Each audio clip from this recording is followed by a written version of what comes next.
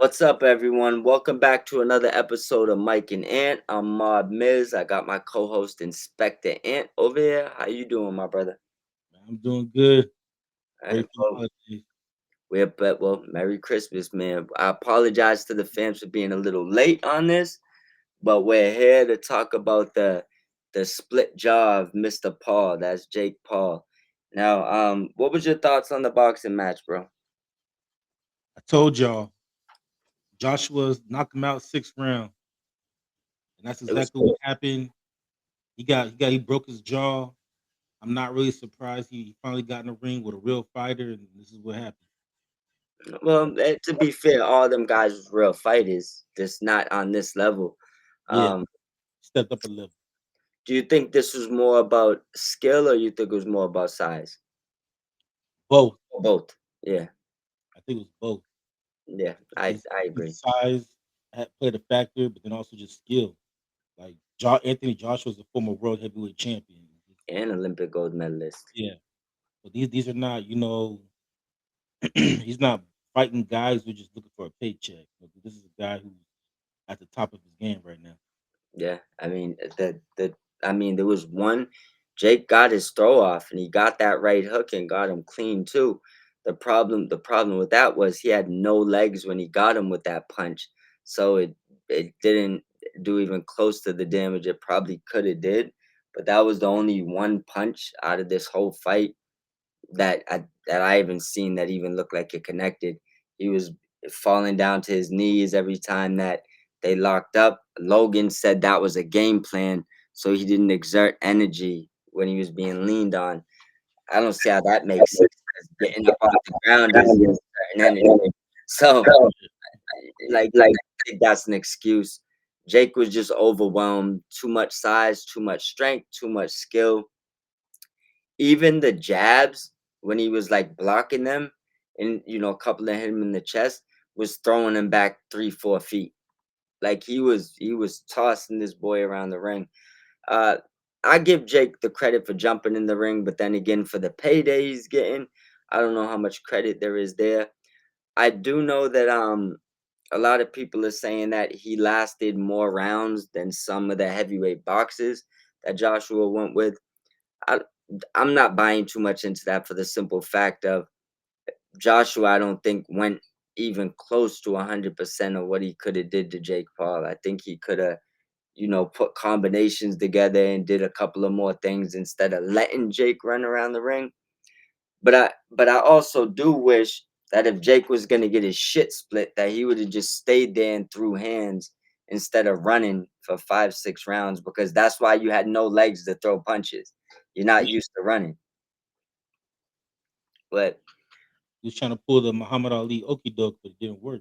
yeah, it wasn't gonna work on this fight, and a lot of people didn't realize Joshua has, I believe, maybe a $200 million payday with the Saudis. Of all people, used to talk about off air about the WWE stuff, um, and he's probably next in line for a title fight for in the heavyweight division. I mean, he couldn't lose this fight. It would have. Tyson Fury, right? Yeah, exactly. So him losing this fight would have been literally potentially a career killer. So this fight was always gonna go with him winning. It was just about how long Jake can survive. And I mean, eh, man, I don't know why his hands was ever down, but to get your jaw cracked in two spots for not at a point for not defending yourself is crazy. But I also wonder if one side of that jaw wasn't already split before then. I don't know, but he's gonna be on a liquid diet for a while. Oh, absolutely. He has a couple funny skits, but you can hear his mouth wired shut. It's gonna be hard to, even take punches in that jaw again. But I'd imagine with the money that these people got, they could reconstruct it and they'll probably be all right for a while.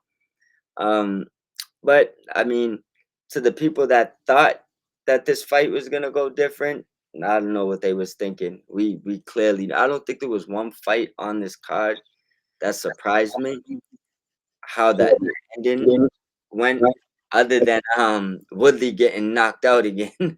Like, Like, bro, like I don't know what's going on with him. Like Anderson Silva looked like he's slow as a motherfucker with those gloves on, but somehow still knocked your ass out, I mean, he's 10, 15 years past his prime. bro. He was swinging like he's 15 years past his prime, Yeah, and he somehow knocked him out too. But I guess off of Jake Paul getting rocked around, which I don't think was a surprise. I like the obviously the Baumgardner fight. The two women's matches stole the night, I think. And then the Anderson one was pretty crazy. I got a bonus to add in for you. How about the boy Andrew Tate? I didn't see that one. Yo, bro, you got knocked out by. I gotta show you these clips, man. Dude that don't know how to swing, that hit him with like a old school uppercut. You know, like the stiff underhand. Yo, just knock that boy out, bro. Crazy. Yeah, that's the fight we need. We need Jake Paul versus Andrew Tate. Somebody load that up, bro. Give us that one. Yeah, some Netflix set it up. Yep. But anything else you want to add into this Jake Paul trumping? Nah, not really. That pretty much covers it. Yeah. Well, last thing I want to ask you before we jump off. Where do you think he should go from here? You think that he should still continue boxing or pick up different ventures? Nah, he should keep boxing. I mean, he's making a lot of money off of it, and he doesn't seem to be the type of person that cares about wins and losses. He just cares about getting paid. Getting paid. I don't think he's trying to like legitimately compete for any titles or anything like that. So like, it's a nice hustle you got going on. Just keep doing what you're doing. I agree with that. I say amen. Get to the bag, man. Get to the bag, Jakey. It's all right. We ain't mad at you. Just good luck. Good luck eating for the next couple of months. But let's get up out of here, bro. Eat a lot of cream of wheat. Cream of wheat. Get the strawberry kind. It's all right, man. It's all right. It'll be all right. But at the end of the day, we'll get up out of here. Let them know where to find us, and you know all that stuff. Well, yeah, make sure you like and follow us on Twitter. I mean, excuse me, on YouTube. You can follow us on Twitter though /X at Mob Squad 508 for Mike, and then for myself at Expected Ant. That's Expected underscore Ant. And then you can also listen to us on Spotify, Apple Podcasts, Amazon Music, Spreaker, and iHeartRadio. Yep, and don't forget, if anybody needs a boost of energy, head on over to W Energy with the QR code. Put in the code Mob Squad 508 for 10% off all your purchases. And with that being said, have a great day, my brother. All right, you too. Merry Christmas, everybody. Yes, sir.